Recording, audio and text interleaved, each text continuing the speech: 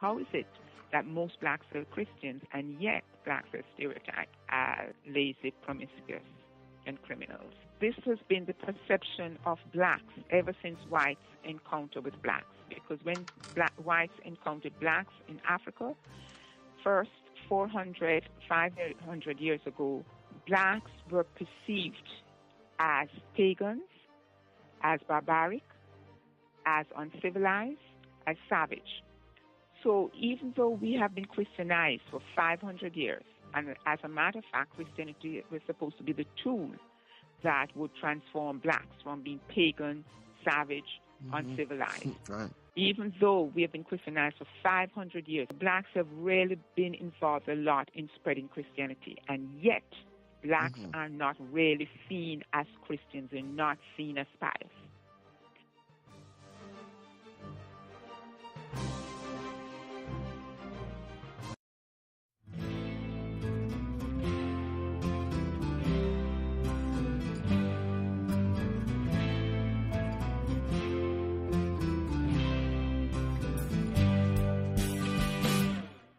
Hello and welcome to Freethinking Island, where the prevailing winds of reason blow and the waves of logic and evidence flow. My name is David Ince, aka Carabatheist, with you on the island again.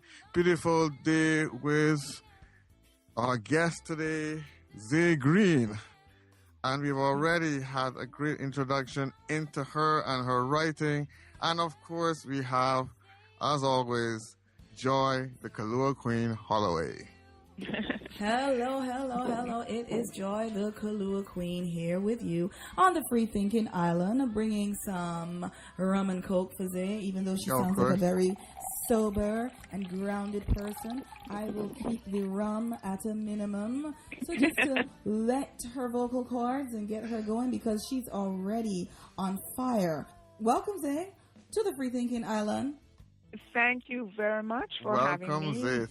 Thank you very much for having me. I'm really excited to be and honored to be here. And you're doing great work. That's really, really needed. And thank you for inviting me to be the guest on your show today. You're very welcome. And I had the privilege of meeting Zay at Columbia University when they had a conference, I think, science and, can you remember it, Zay? I met you was that? At Columbia University. I met you with Sion Lewis, who was also another guest, who also wrote, that was me. That was me. Yes. That was you. Oh my gosh. Yeah. That's so. That was me. I met you and I remember and people, they wrote a book which I love to use the phrase. I love to use the phrase at my to people, and the book is called Duppy Know Who for Frighten. And if you're from the Caribbean or the West Indies, you know what that means. Duppy Know Who for Frighten. You could translate that a little later, but I love that. I love that phrase. Because we have that in Barbados too. Everybody say Duppy Know Who to Frighten, and I suppose in Bajan, in Jamaica, AKA Monkey Know Which Limb for Jump pun. Oh, good. So you have that. You have that phrase in Barbados. Yeah, we do. Yes, we do. They're from Jamaica, people. Yes, from Jamaica, by the way. We got similar things. We all from the Caribbean. We all from. We all from the Caribbean. Yeah, we all yardy people. We all from the Caribbean. We all yardies, but so we waiting in the yard today. We waiting in the yard. Duppy Know Who for Frighten. That is the name of the book. And sometimes Duppy really do know who for Frighten, you know. And we have to let our listeners know who might not be from the Caribbean exactly who these Duppies are or what. Yeah, we got to translate. We can work on that though as we go on. The translation. Duppy Know Who to Frighten, meaning people know who to mess with. A bully always knows who to bully. A Duppy is really a dead spirit, aka zombie, aka ghost, aka ghoul, aka.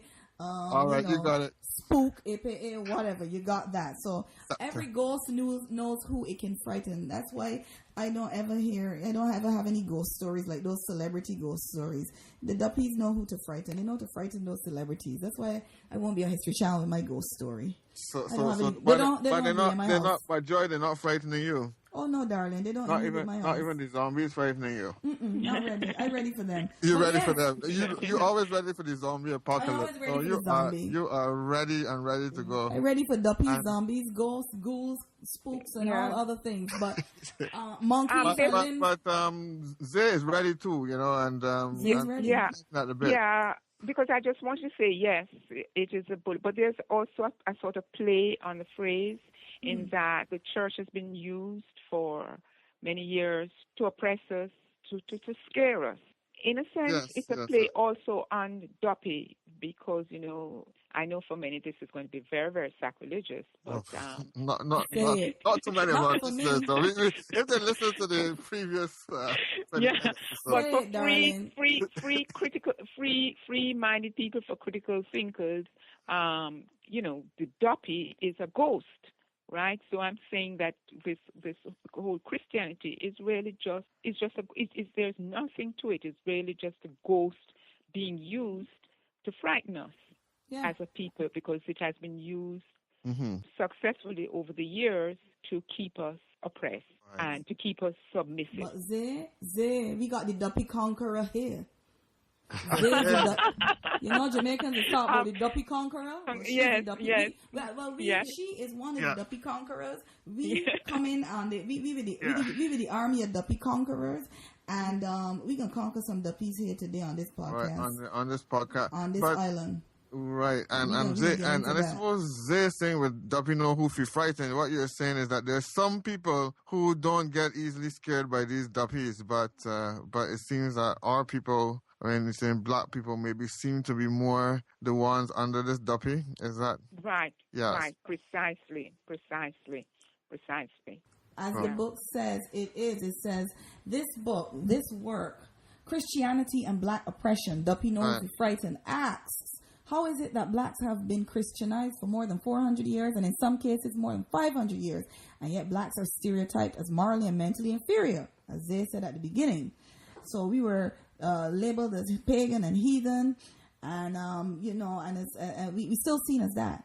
And Duppy knows who Frighten also addresses the issue as to why there has not been a radical change in the perception of blacks in spite of centuries of black investment. And why is it, I would like somebody to ask me, why is it that blacks is still caught up in this? So we can get into all of that. Yes, that's right. We can get into all of that because this Duppy frightening people to the point they can't even think these things.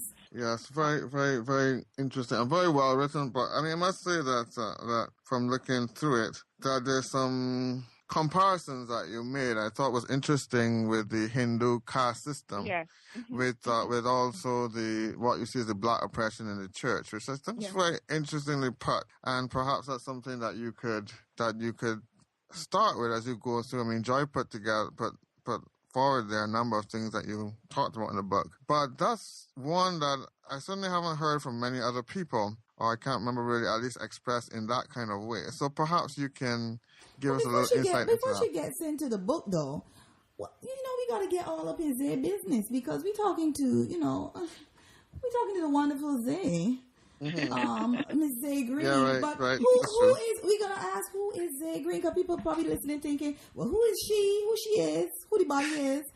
Zay, as everybody can hear, is from Jamaica. Duppy Conqueror. Zay's a Duppy Conqueror from Jamaica, and she is a great author of this book, Duppy Knows Who Frighten. And what, we want to hear a little bit about Zay and what led her to being a Duppy Conqueror. Yes, well, actually, after years of struggling with Christianity, and eventually freeing myself from the shackles of Christianity, as I said, I got involved in a lot of discussions with blacks about Christianity because, I said, I'm liberated. It's wonderful to be free, and I want to share this with others.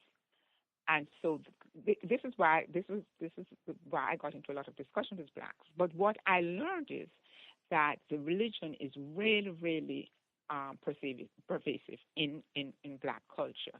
And in these discussions, no matter how I approach it, whether logically or rationally, or eventually I would be told that you have to believe in God, and it doesn't matter. There is a personal relationship with God, and people would give their own account of things that happened in their life that would prove that God had helped them.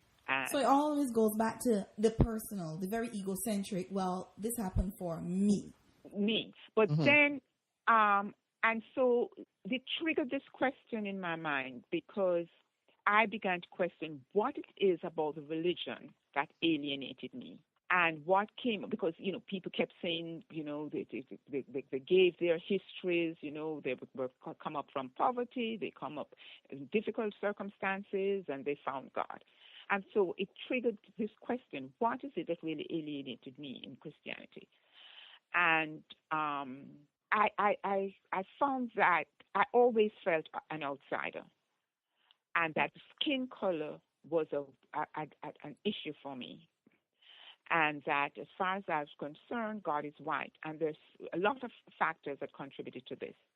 That the imagery in the church, in terms of the prayers, in terms of the hymns, in terms of the Bible. Yes.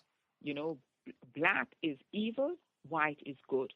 As a matter of fact, in Sunday school, you can remember we said prayers like, light my darkness as we beseech thee, O Lord, and by thy great mercy. Everything was light in your darkness. There's a song that we used to sing, my heart is black with sin until the Savior came in. His precious blood I know has made me white as snow.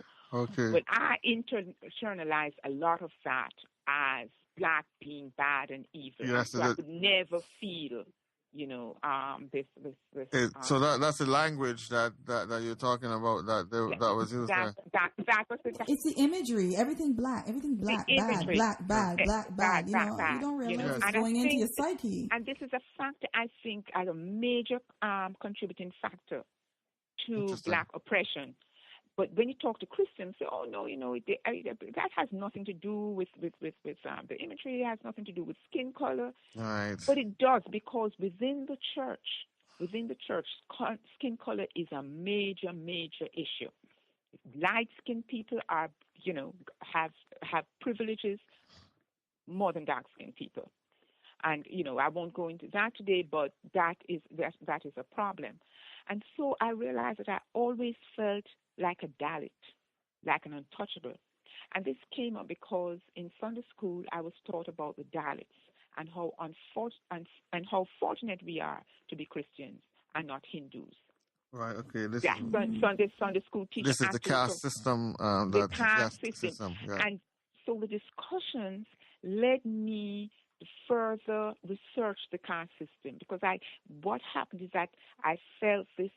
I began to, for some reason, when I had these discussions with Christians who insisted that, the great transformation in their life and their closeness with God, I could not identify with that. And so I found myself, researching about the caste system, because I felt as though I was a Dalit. But the other point is that it finally touched on something an argument that I was able to use, because when blacks talked about the individual salvation, they were not seeing themselves as a part of a collective, which we are. If a black man commits a crime, though he may be 2,000 miles away, we are all guilty of the crime. Mm-hmm. This does not happen with other groups of people. We are a collective. So we're seen as such. That's why people grip their hands if you get on the elevator. Right. Yeah. Like the Trayvon Martin case and all that. Precisely. Yeah. Everyone's a criminal. Mm-hmm. Everyone is a criminal, or everyone is able to become President Obama. If one black succeeds, everybody can become a President Obama, or everybody can become Oprah Winfrey. Mm-hmm. So there is this collective that black Christians are overlooking.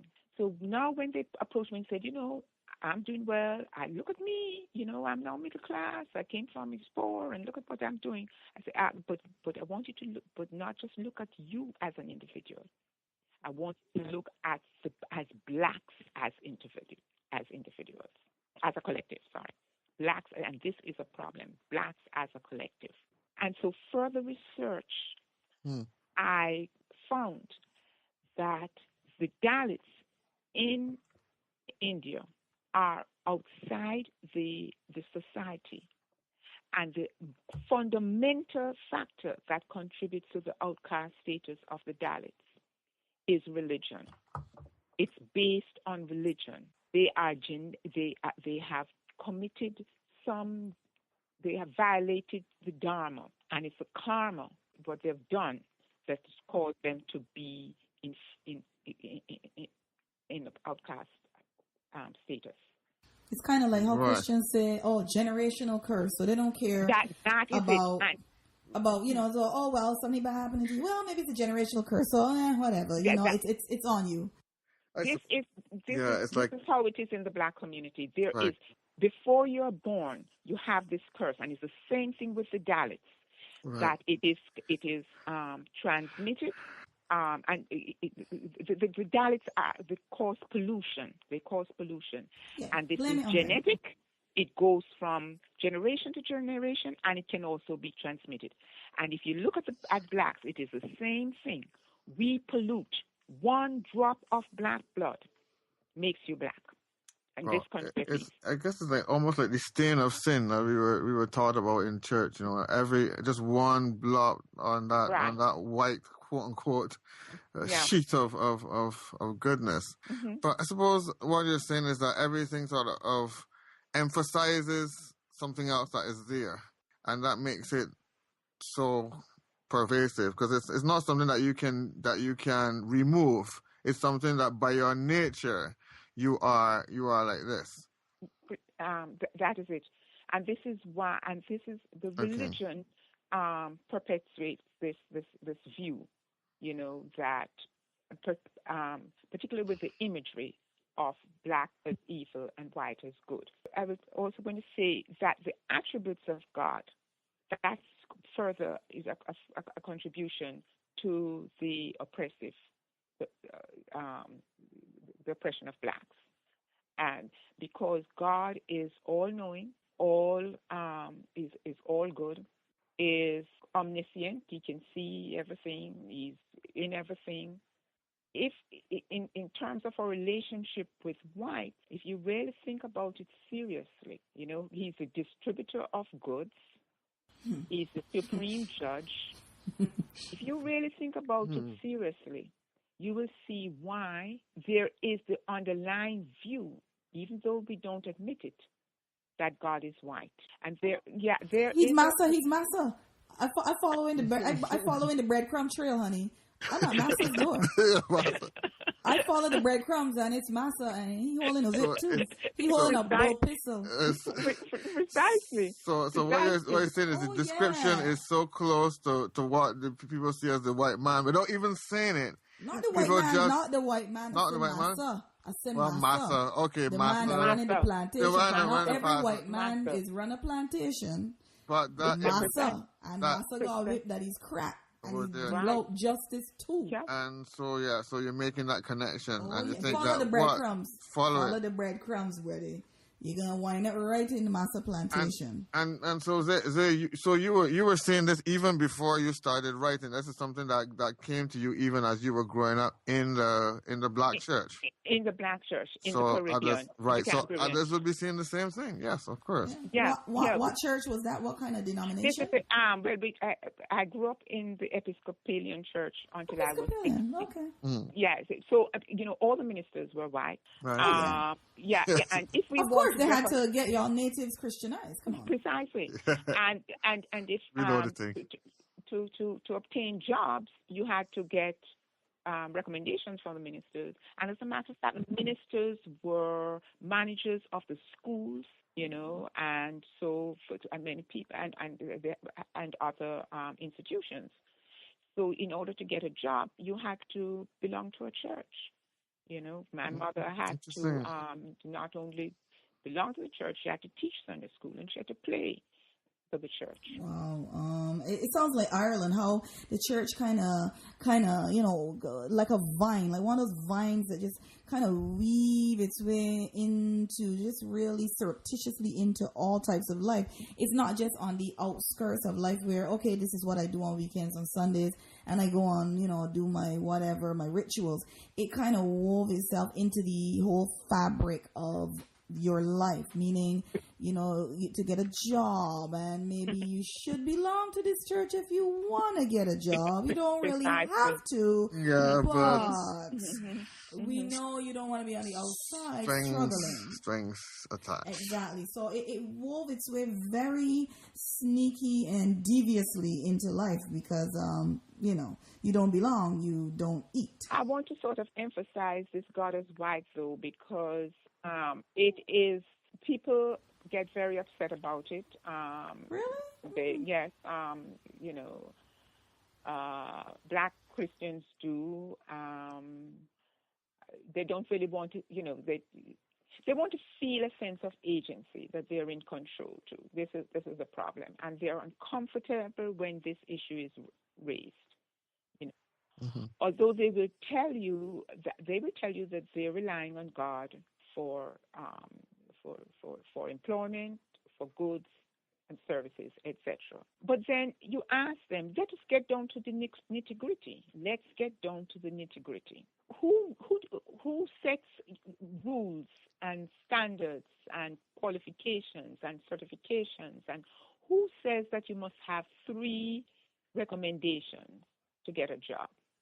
Who says that you have to, in order to go to become a doctor, you have to go to medical school, etc.? Where does all this come from, if you really think about it? Yeah. And if you get to the nitty gritty, you will see that we are jobs, institutions, etc. We don't like to think that way. We want to feel a sense of agency, but they're controlled by white. And a lot of the laws that are passed, who says that we must drive 55 miles an hour?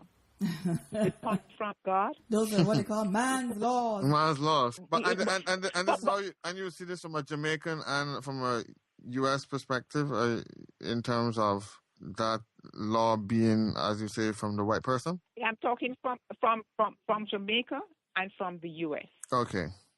In terms of trade agreements, why should you pay certain amount of duty on certain products and not on certain? Who sets that? So we have to come to the nitty gritty of these things. And if we really believe that there's a supernatural power, what role does he play in this in these issues? Because I hardly think that a person out there is sitting down. Usually when little children are taught about God and Jesus, you see so much imagery of Jesus as white, with flowing hair, as white, with the blonde hair, the Michelangelo Jesus, the blue eyes. It is so much imagery on the subconscious. It's stuck there. And it's to the point where, well, if he's the son of God, well, then obviously God is a big old white man with gray beard. And in news, as I work in news, the old reporters who were older and white guys, when they reported, it was called the voice of God, meaning we are here with this authoritative voice giving you the news. That voice was called the voice of God. The Walter Cronkites, the Peter Jennings, the Ted Koppels, all these guys were seen as the voice of God, and they're all white men, not white women, not black women, but, it was like, I want my news read by a white man because, it's that whole God thing, the impression or the imagery is white. And it's not like that you got something against white people or something, but the imagery is so it's white. It's white. It's white. And there's these subtle facts, about who distributes wealth, how we obtain wealth, that make you feel. It's subtle. It's very subtle. That gives you greater respect for whiteness than for blackness. It gives you it gives you you. And as a matter of fact, there is a African who wrote about this, that I was about the attributes of God and how this impacts. He said on black people. He says that when he was growing up in colonial times in Kenya, they didn't even feel that white people could get sick. Yeah, they, and and other things, and they had to obey white people They had to act like children. White people said that we have all the knowledge. Blacks had nothing. So he had an impact on me also, because he brought out this point, which is very subtle amongst blacks, so that if a white person comes out as a preacher, they're more likely to give him credence, to support him. In Toronto, I understand some years ago, a white man was accused of actually exploiting a black church, and evidence was given to the black members of the church. And the black members of the church were very upset and said they're going to continue pouring money into the man's coffers, That's the thing, because it's usually the blacks, that prop these things out, even when some of the white people might be saying, oh, this is not really what should be done. But certainly even growing up in Barbados, I know that certainly some of my grandparents and so on would feel that deference in terms of how you behave, you behave a certain way in front of the white people, you call them sir, you call them mom, you don't raise your voice a certain way. And that was sort of strange to me coming like maybe a couple of generations after. But what you're saying is that I suppose it's still taking a while for us to get out of that mentality. But so many people will say to you, no, you're saying too much into this. It's you're being a little bit too sensitive and that kind of thing. Have you got that sort of pushback? Oh, yes. I get that all the time. And you'd be surprised from members of my family, People don't want to hear it, and I know they don't want to hear it. They don't want to hear it. Yeah, Hillary Beckles in Barbados likes to speak a lot on these things, and people just they don't want to hear it. They want to be in delusion. They don't want to do any research, what you're talking about, and it's just. Yeah. I don't know if it's too painful or they just want to remain completely comatose. As I said, I think it's a bit painful, but I also feel that people want to feel a sense of agency. And if you point out certain things to them, how much people are in control of their lives, how much we're in, because I hear this all the time, we as human beings, we can choose, we have free will, etc. I point out to them, I say, how much free will do you have in terms of when you were born? How much free will do you have in terms of where you were born? How much free will do you have in terms of gender? And let me just point something else out to you in terms of how Christianity is dominated by Europeans. If you are a missionary from America, you can at any time fly down to Jamaica or Barbados. All you need, I don't know for Barbados, but, like at one stage with Jamaica, it was just a driver's license to get down, and you can start a church. Okay? You can be a missionary. I've heard of that, and I know several people who either, are real set up like that. She's so right in everything she's saying. It's easy. It's easy as pie. It's easy. It's easy as pie. It's like cutting butter with a hot knife. Right. Easy. So baby. How is it that the reverse does not happen? How is it that if a Jamaican is filled with the glory of God, the Holy Spirit, yes, and wants to missionize, he wants to spread the word in America because he feels that America needs it. How easy do you think it is for Jamaican to fly to get a visa to fly to America? Hold on, you talking about the other way around? Oh, honey, please. I mean, it's not happening. Not happening. It's not happening. Could you imagine where you going? I going up to spread the gospel. Denied. Denied. I'm right next year. So something is wrong with how the universe is being run. Something is wrong. Because if you are, you're a Christian, you're committed, you're committed to spreading the gospel, and you're from America, you can easily go to any part of the world for the most part. But if you're from parts of Africa or from Latin America, and you are even more committed, you cannot. You cannot. Why is it a one-way street? It seems to be a one-way street. I can come. I can do to you, but you can't come back to share nothing with me. I don't want. You're not valid. You are not valuable. Explain it to explain to me that why is it that why is it that you cannot go into Chappaqua?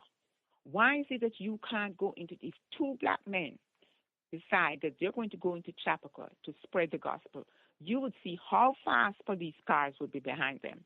But yet, white men can walk into Harlem, any black neighborhood, walk around and say that they're spreading the gospel, and there's no problem. So it's this inequity in the system that caused me. I am, for many years, I questioned God in terms of the Bible.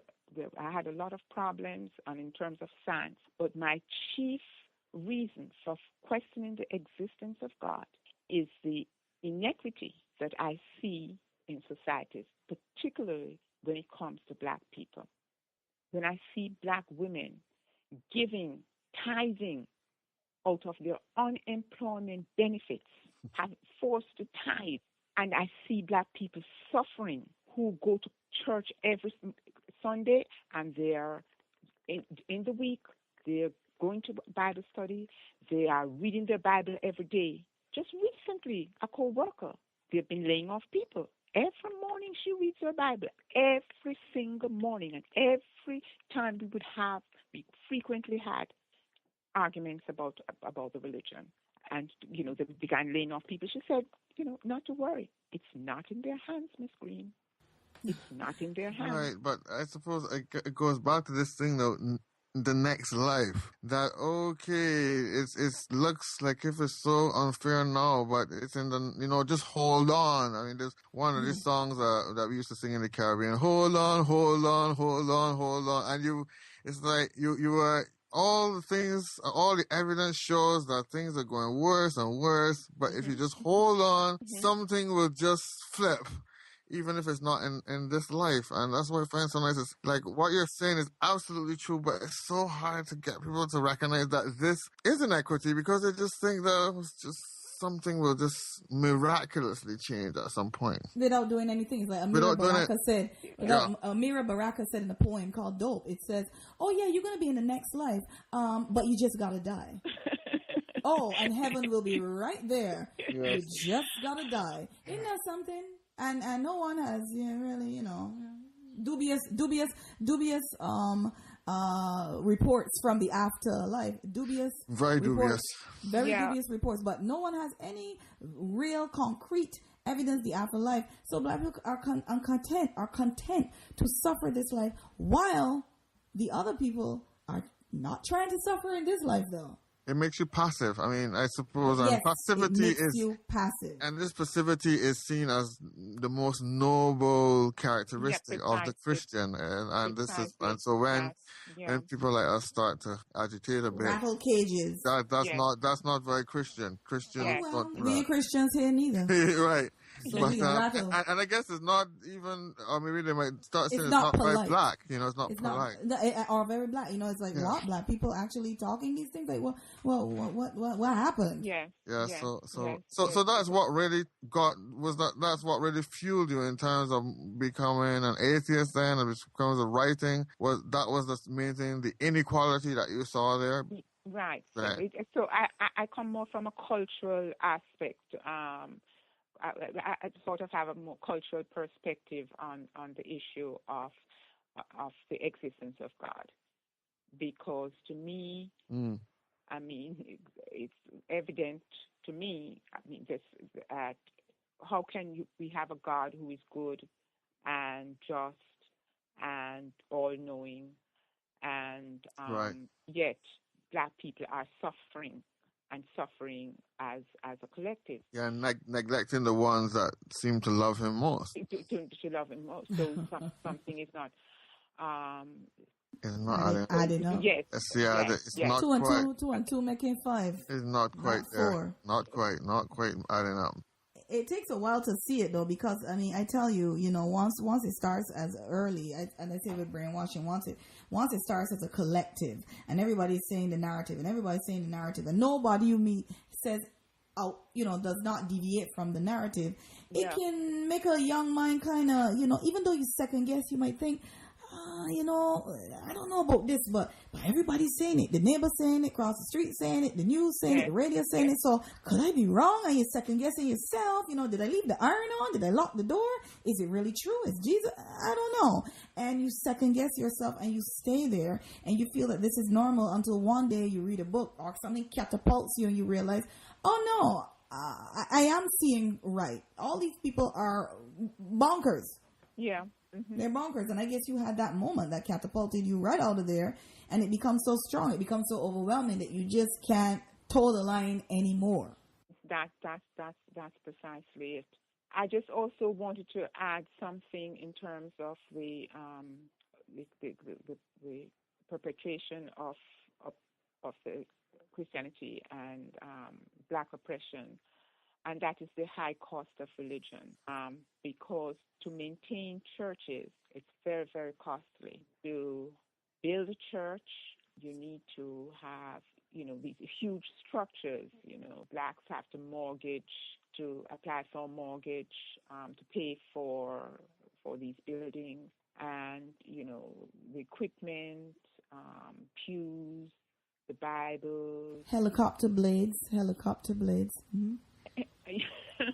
Continue. Yes. Yes, the computer, etc., etc. But yes, apart from that is the fact that where does the money go? The money that is collected. Oh boy, this is Joyce. You hear that? Area. You hear that sucking Joyce, hole right there? Joyce, That's where it's going. It's going for helicopter blades. It's going for Learjets. It's going for Maybachs. It's going for Jaguars, BMWs, Is it Benzes. the bottom feeders you talk about? Nice outfits, fancy shoes, huge houses, complete with swimming pools. What else? I mean, I think it's pretty much covered. It might even be in a strip club too. But even apart from that, if you think of a black community, around a black church, and think of the supplies that the black church needs. How much of these supplies, how much of it is from the black community? Whether the Bible, the prayer books, the organs, how much of it is supplied?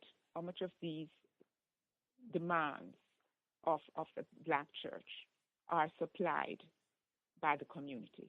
So actually the supplies, electricity, tuning of pianos, tuning of organs, the Bibles, the hymn books, the surplices, the gowns for the minister, the rings, the pews, the furniture, actually they're supplied by whites.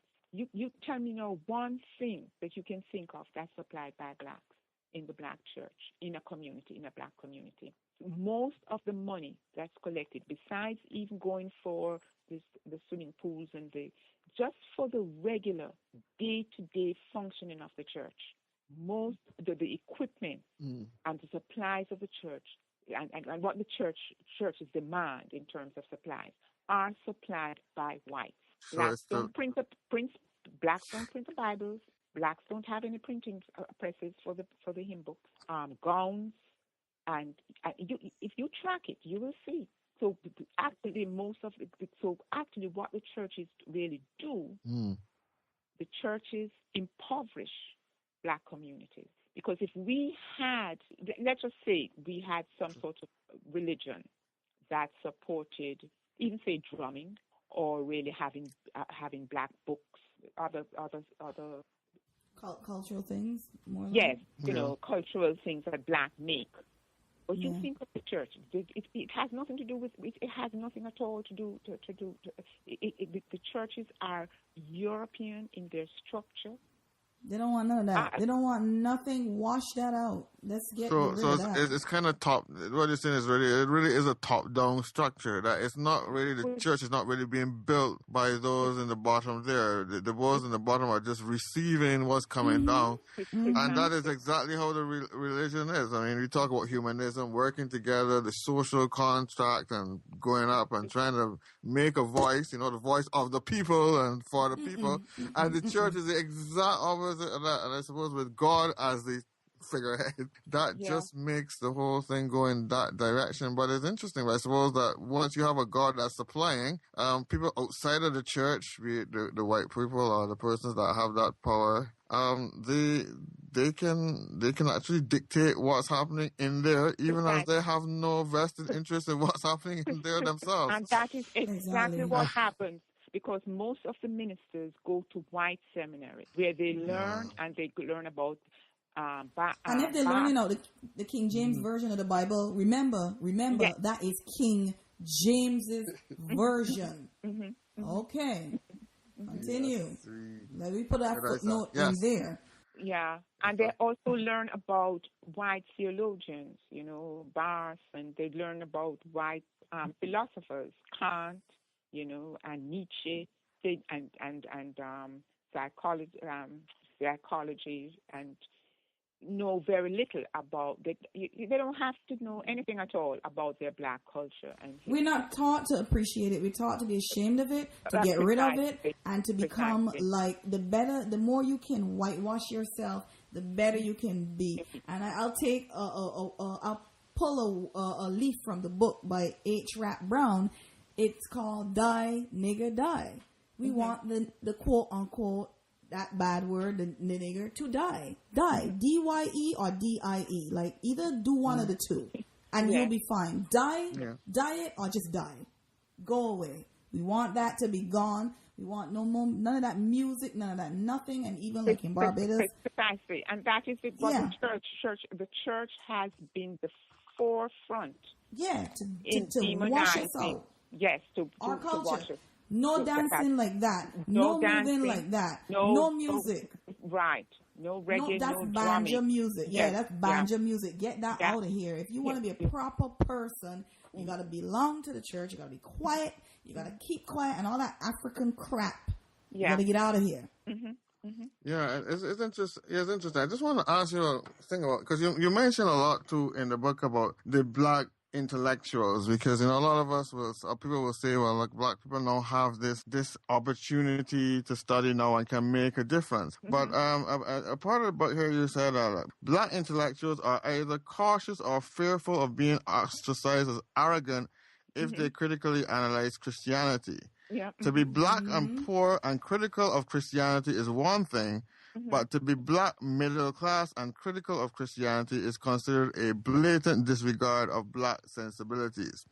Christianity is, as Shirley Gordon points out, is equated with respectability. So you're there saying that, therefore, that even those people who are more educated have been opened up, as we always encourage people to get that education, reason more, to be more critical, to think more critically, that this critical thinking is not directed back at the church. That it tends to be people will study economics and say, well, let's see why the economic system is so poor, and then maybe we talk about capitalism, or maybe they look at social systems and they'll talk about other class structures. That somehow even the research that is conducted, does not focus on religion. You were involved in church for a long time too, David, and I gotta ask you, right, as a vehicle, especially in the Anglican church and stuff, did you find that it was a kind of like a status,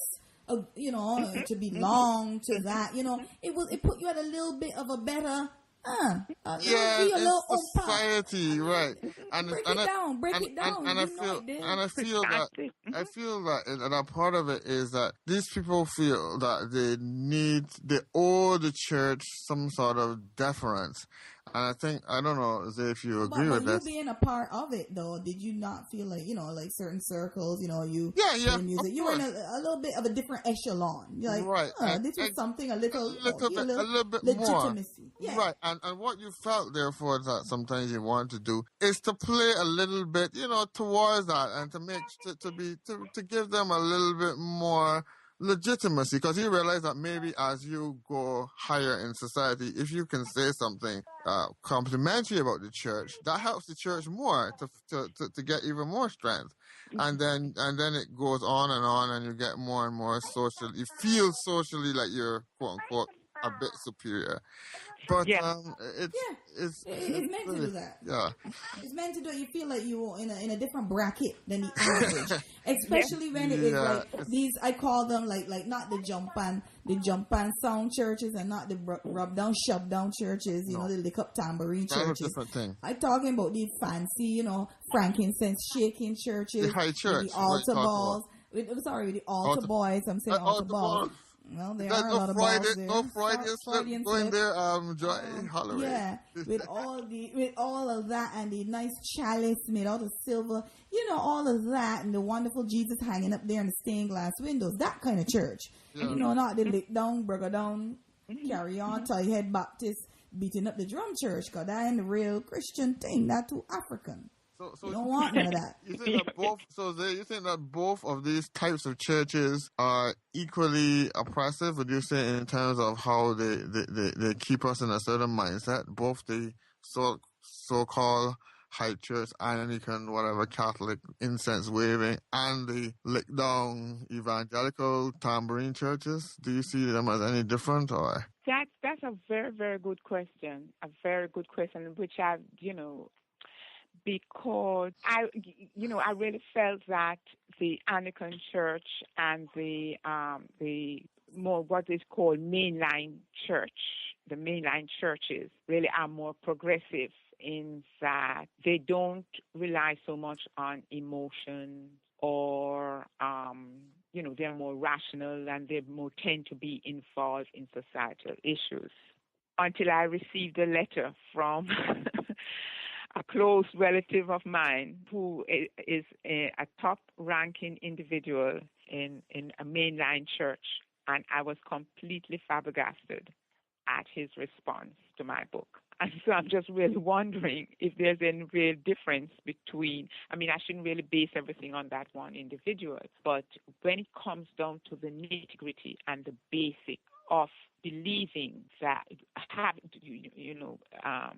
almost person want to believe that there's a supernatural being, even if you're more tolerant of in terms of your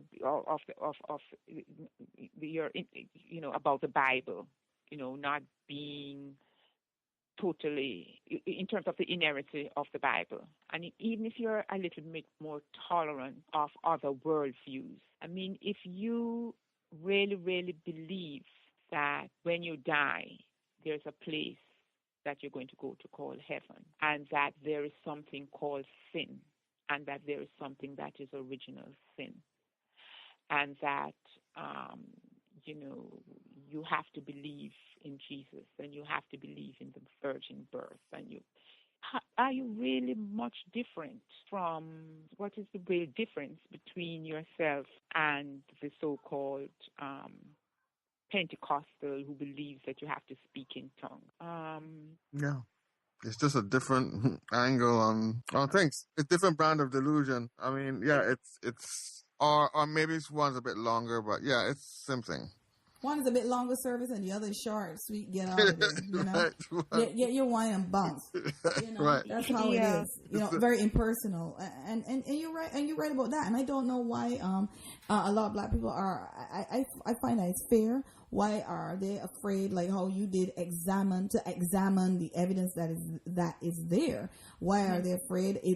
I think it is a ball of a bit of superstition. Maybe they feel like if they start examining, something might happen to them. Sometimes that is it. They might get taken over by something, and they got so many stories. And I'm reading this book about disproving Jesus, and a lot of what he's saying is that they will ask you for proof on other things that you tell them, like Christianity is not yours, like your book, and they'll say, well, what proof you have? But some person could come to them and sell them this story of a guy dying and coming back and this and that, and they won't say, well, what proof do you have? Can you show me any? They won't ask you for proof, but they want to beat you to the wall for proof, the other person, so it just, if it doesn't fit what they want to believe. And I think maybe it is a situation where people who are, I call it a little bit lost.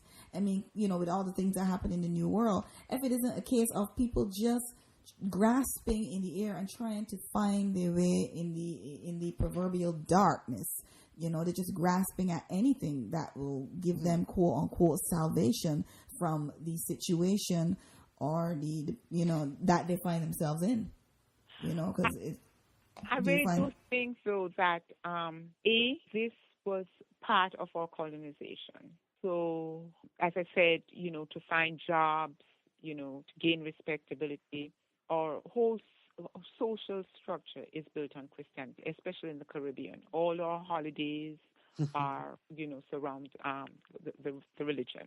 Yes, that's true. And then secondly, human beings, we suffer.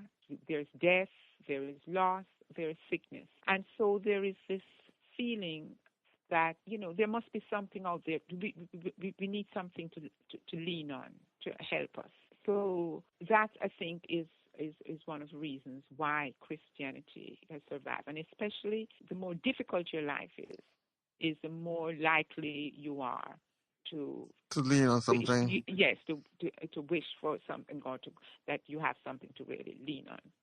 So the condition of the black people in the New World, as it was and as it is, because it's still trying to get out of that hole after 150, 60 years of slavery just ended then, and it didn't just end and everybody got a house and land and a business and $50,000 in a bank account. It ended and you were asked out.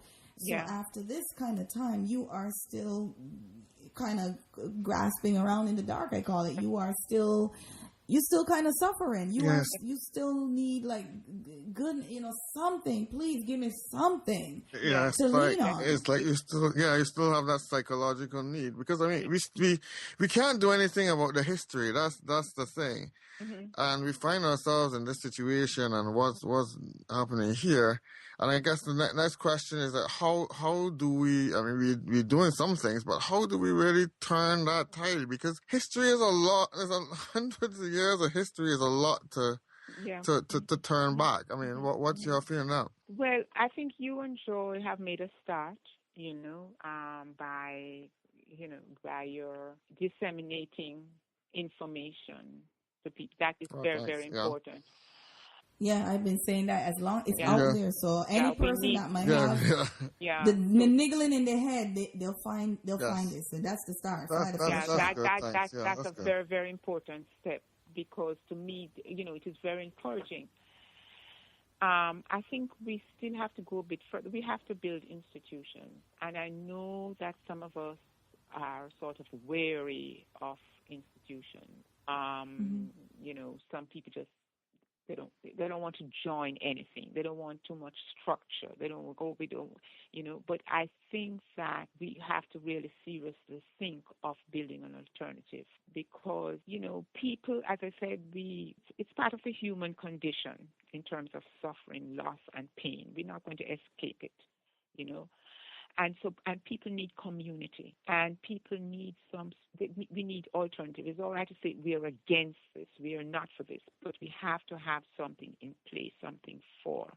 And I've seen it in my own children's lives, because I did not bring them up in the church. My own daughter right now, she's turned to this is how I got invited to the Unitarian church, because she's going to that she sees that there is need for some structure in the lives of her children. And so I think that this is a big task. This is something that we have to really seriously think of doing, of building. And as I said, I know, some of us are a bit cautious when it comes to an institution of having a doctrine,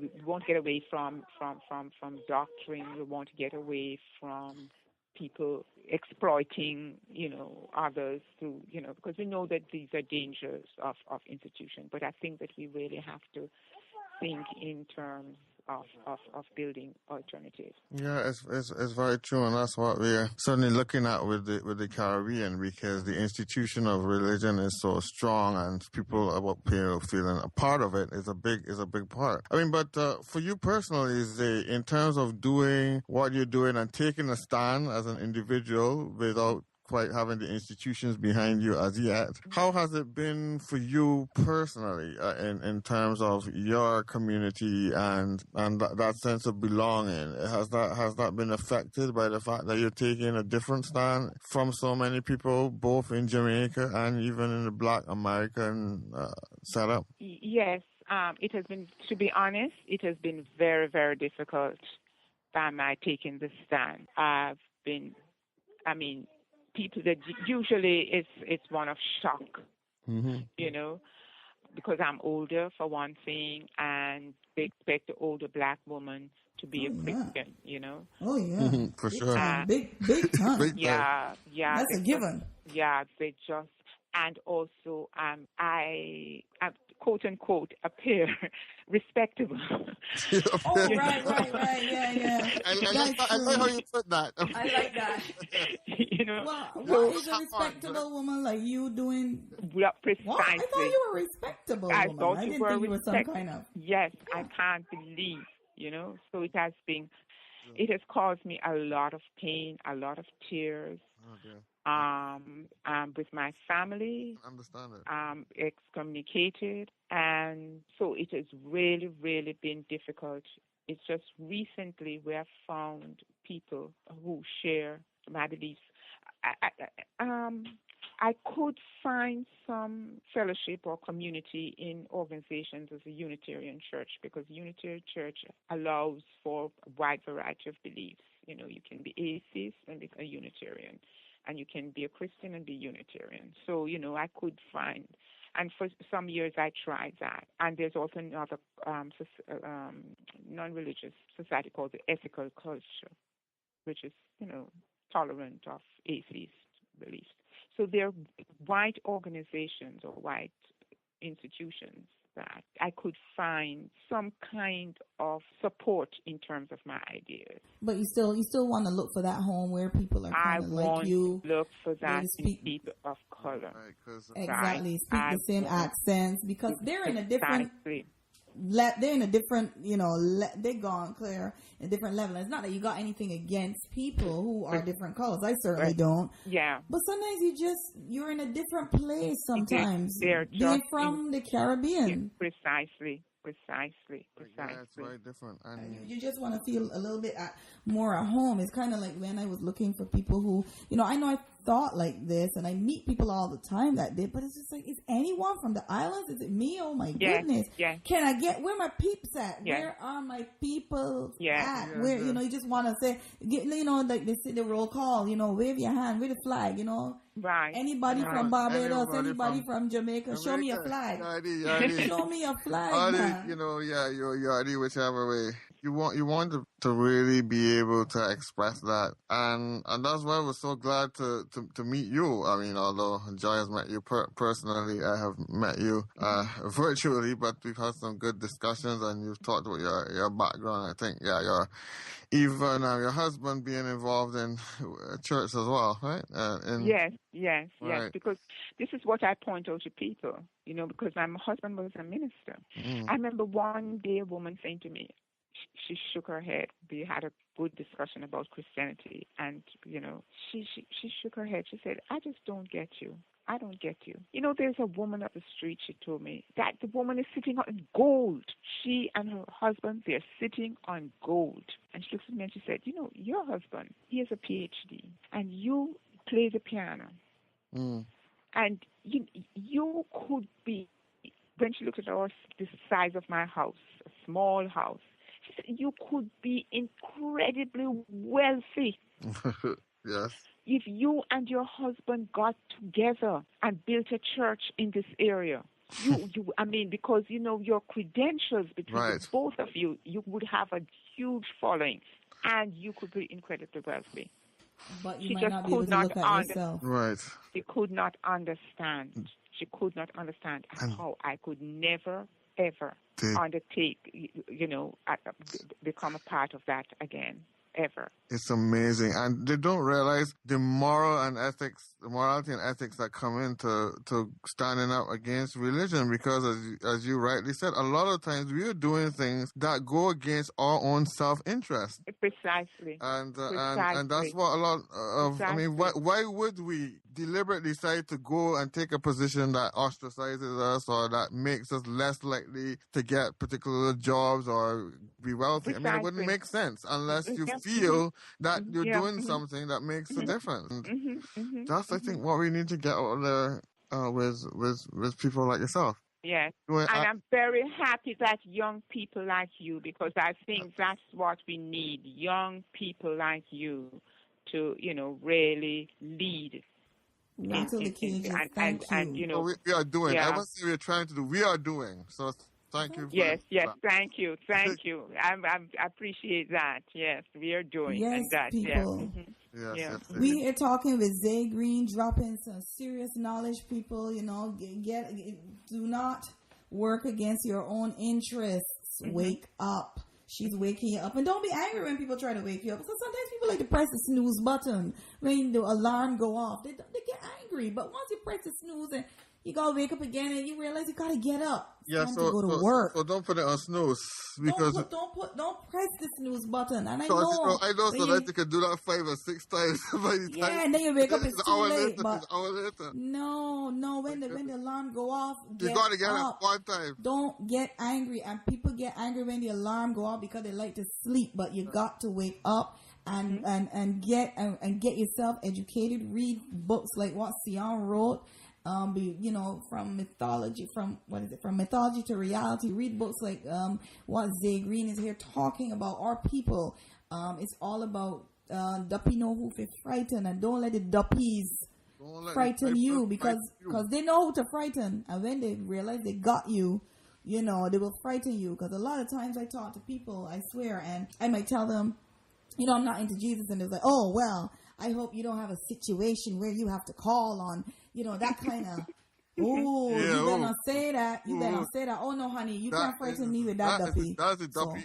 But you know what? Get it out of here. When there's no more people to frighten, and when everybody wakes up, there's no more Duppies, because...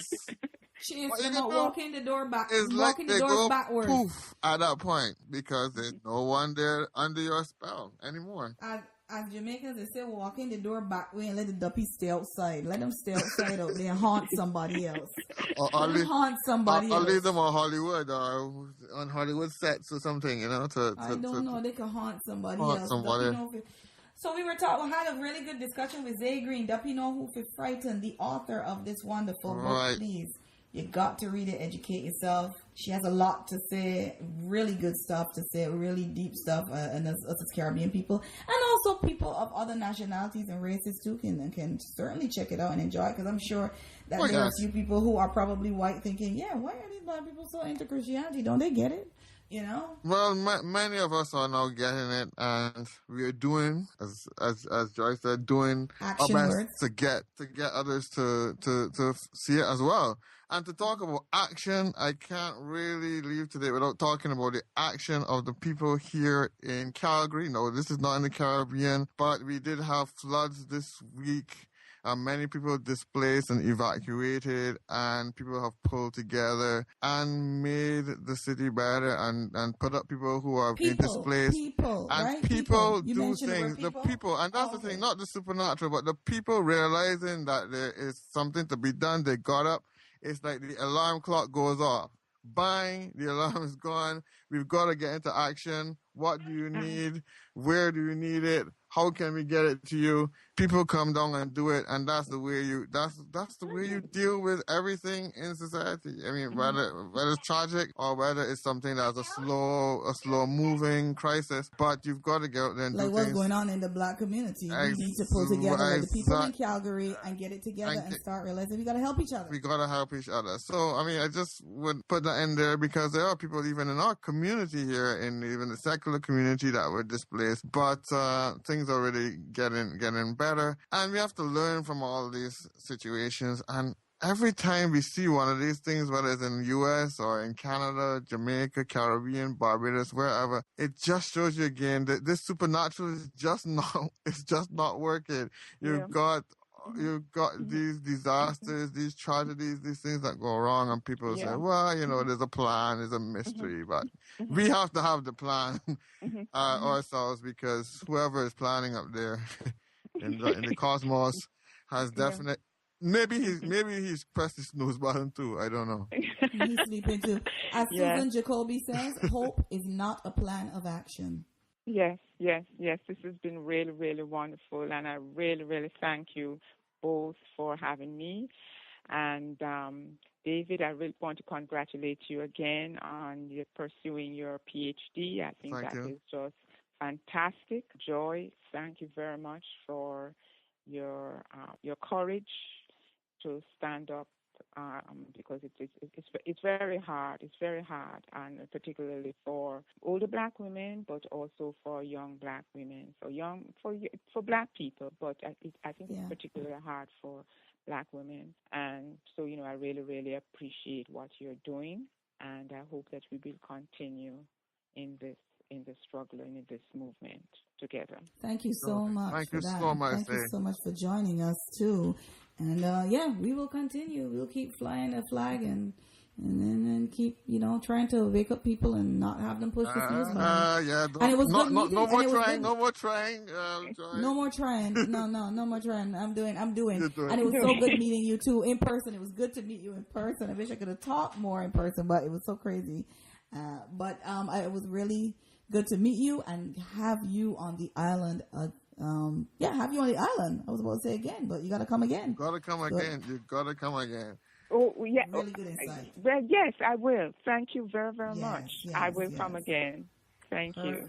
Okay, so until next time, I am David Ince, aka Carabathius. It was great to have Zay Green with us, and a lively discussion, very enjoyable. So until the next time, where the prevailing winds of reason blow and the waves of logic and evidence flow, as I said, I'm David Ince, aka Carabathius, signing out. And signing off from the island, thanking Zay Green again, another wonderful guest to the island. This is Joy, the Kahlua Queen, Holloway, leaving from boat here and saying, please wake up and think agone.